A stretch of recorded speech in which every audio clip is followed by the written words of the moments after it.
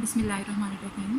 अस्सलाम वालेकुम स्टूडेंट्स। आज हमने चैप्टर नंबर 12 का 14th टॉपिक करना है, that is capacitance of a parallel plate capacitor. इससे पहले हम देख चुके हैं कि कैपेसिटर क्या है। कैपेसिटर एक ऐसी डिवाइस है जो चार्ज को स्टोर करने के लिए यूज़ होता है।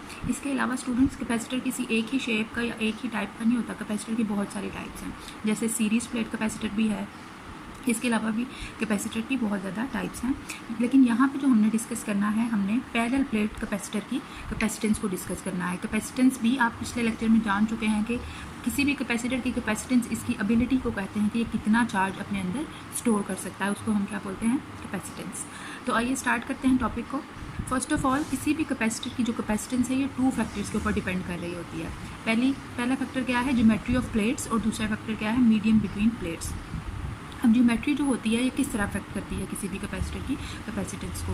ये देखें, मैंने साइड पे एक कैपेसिटर बनाया हुआ है, ठीक है। ये 2 पैरेलल प्लेट्स लगी हुई हैं, ये बैटरी है और ये स्विच आपने लगाया हुआ है। इन 2 प्लेट्स के बीच में डिस्टेंस डी है। आपने यहाँ से बैटरी के पॉजिटिव टर्मिनल से इस प्लेट को प्लस क्यू चार्ज दिया हुआ है और नेगेटिव टर्मिनल से इस प्लेट को नेगेटिव चार्ज प्रोवाइड किया हुआ है।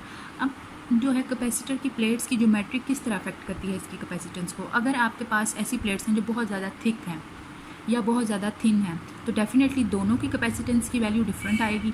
जितना ज़्यादा किसी भी प्लेट का एरिया होगा उसके ऊपर उतना ज़्यादा आप चार्ज स्टोर कर सकेंगे, जितना कम एरिया होगा उसके ऊपर उतना ही कम चार्ज स्टोर होगा। इसका मतलब है कि जो भी प्लेट की ज्योमेट्री होगी वो कैपेसिटर की कैपेसिटेंस को इफेक्ट करेगी। जो सेकंड फैक्टर है हमारे पास वो है मीडियम बिटवीन प्लेट्स। तो आपने दोनों प्लेट्स के बीच में कौन सा मीडियम रखा हुआ है ये भी डिपेंड करता है कि ये भी कैपेसिटेंस को इफेक्ट करेगा। अगर आपने यहाँ पे कोई मीडियम नहीं रखा हुआ, वैक्यूम है यहाँ दोनों प्लेट्स के बीच में, तब कैपेसिटेंस की कोई और वैल्यू आएगी। अगर आप कोई सर्टेन मीडियम रख देते हैं, एयर रख देते हैं, प्लास्टिक इंसर्ट कर देते हैं, वाटर इंसर्ट कर देते हैं, तो जो है कैपेसिटर की कैपेसिटेंस की वैल्यू जो है वो डिफरेंट आएगी। तो इस तरह यहाँ से हमें पता चला कि जो कैपेसिटेंस है ये 2 फैक्टर्स के ऊपर डिपेंड करती है, ज्योमेट्री ऑफ प्लेट्स पे और मीडियम बिटवीन 2 प्लेट्स के ऊपर ये डिपेंड करती है। तो चलिए अब हम इसका जो फॉर्मूला है वो ड्राइव कर लेते हैं जो कि हमने एक्सप्लेनेशन में किया हुआ है।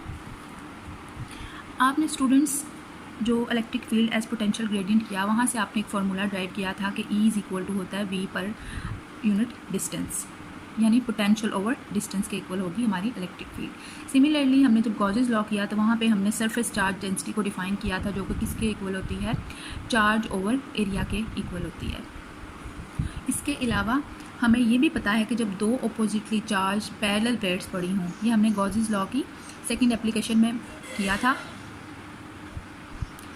ये हमने गॉसेस लॉ की थर्ड एप्लीकेशन में किया था कि जब इलेक्ट्रिक फील्ड हमने कैलकुलेट करना है या electric intensity 2 oppositely charge parallel plates में, तो उसकी वैल्यू आई थी सिग्मा और एप्सिलॉन नॉट, ठीक है। ये तीनों इक्वेशंस हमने पहले से ही ड्राइव की हुई हैं, इनको आज हम यूज़ करेंगे और पैरेलल प्लेट कैपेसिटर की कैपेसिटेंस निकालेंगे। तो फर्स्ट ऑफ ऑल हम क्या करेंगे, इक्वेशन नंबर 1 और इक्वेशन नंबर 3 दोनों क्या है, इलेक्ट्रिक फील्ड के ही फार्मूलाज हैं। इन दोनों को स्टूडेंट्स हम कंपेयर करेंगे।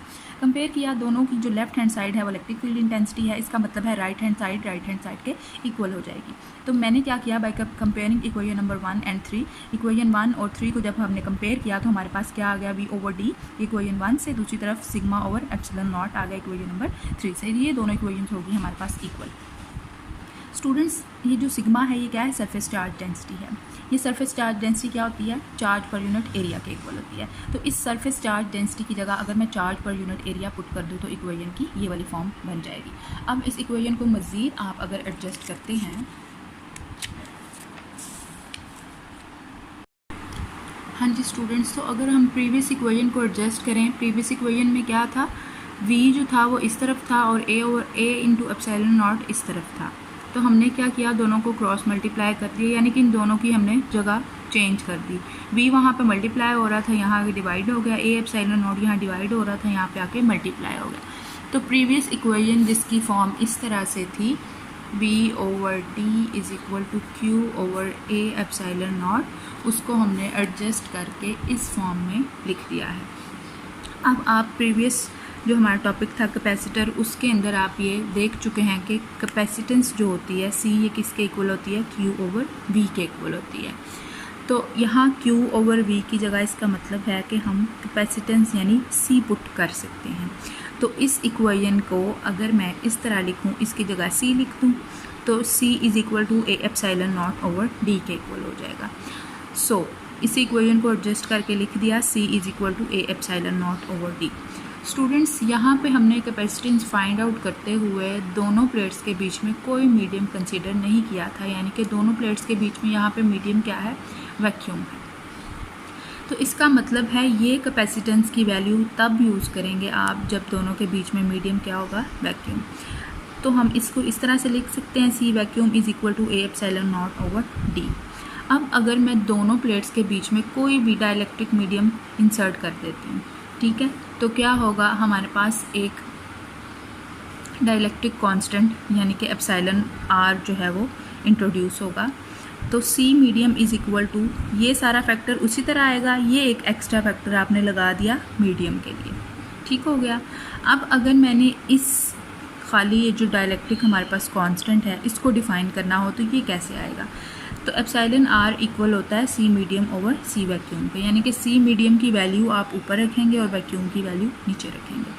ये मैंने यहाँ पे आपको करके भी दिखाया, ऊपर C मीडियम की वैल्यू लगा दी, नीचे C वैक्यूम की, A से कट गया, एप्सिलॉन नॉट इससे कट गया, D से कट गया, तो हमारे पास ये यानी कि दोनों इक्वल हो गए। तो यहाँ से आप एप्सिलॉन R को जो है डिफ़ाइन भी कर सकते हैं कि ये जो एप्सिलॉन R है आपके पास डाइलेक्ट्रिक कांस्टेंट, ये किसके इक्वल होता है, ये capacitance of a parallel plate capacitor when a medium is inserted between them to the capacitance of a parallel plate capacitor when vacuum is between two plates is present।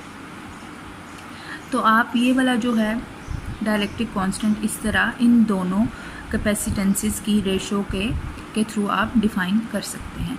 ये जो है अक्सर short questions में भी आता होता है, बल्कि हमारा एक शॉर्ट क्वेश्चन है अभी कि आपने डाइलेक्ट्रिक कांस्टेंट को डिफ़ाइन करना है।